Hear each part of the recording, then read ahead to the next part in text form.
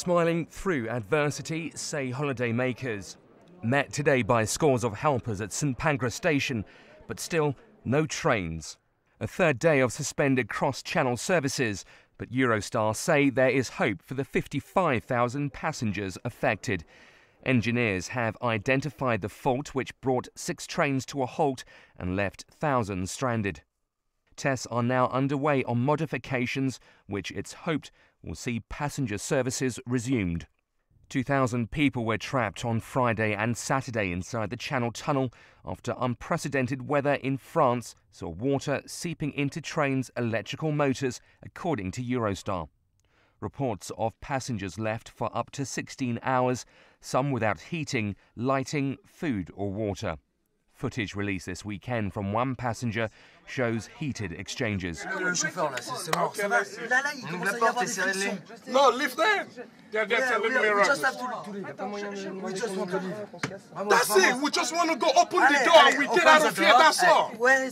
It's a calmer picture today, but some stranded passengers are still wondering when they will be able to travel home.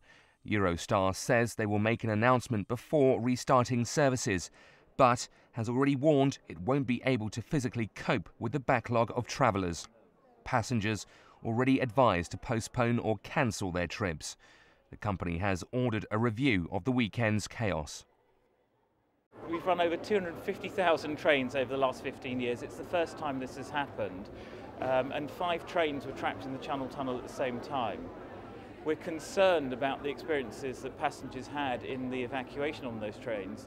And for that reason, we've decided to commission an independent inquiry chaired by somebody called Christopher Garnett, who's the ex-chief executive of GNER, the UK rail company, and a former non-executive director of Eurotunnel, and somebody else called Claude Gresier, who's a French inspector who's responsible for roads and bridges in France. I'm angry because I'm frustrated. I got 3 kids.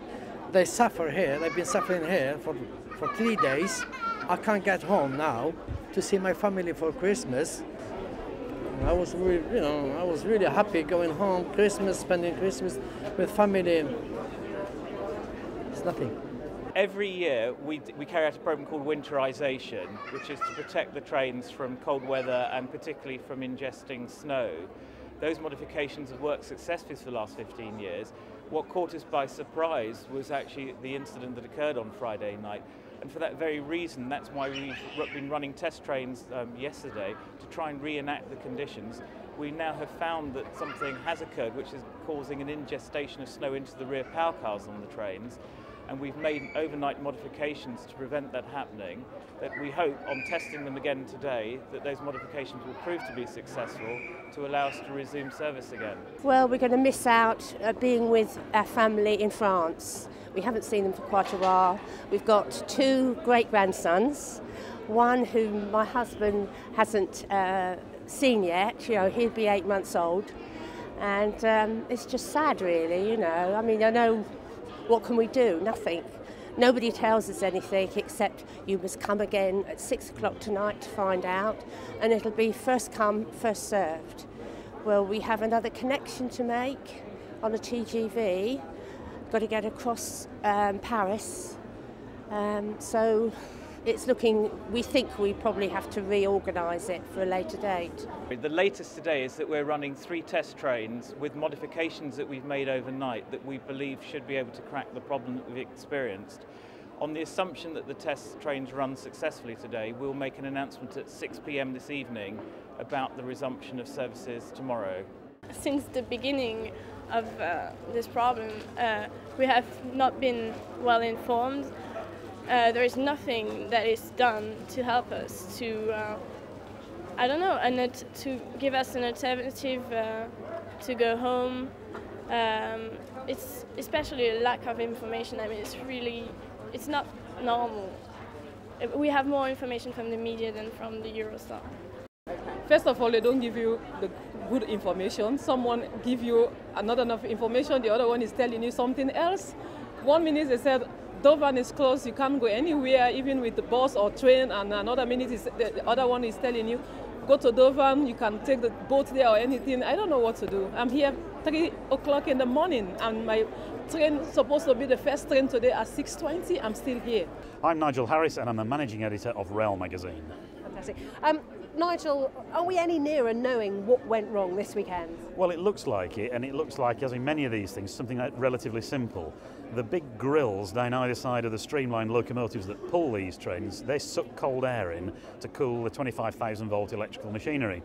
In the winter, as part of the winterization process, like your antifreeze and your tyres on the car, there are blinds which drop down behind those louvres to catch the snow, effectively.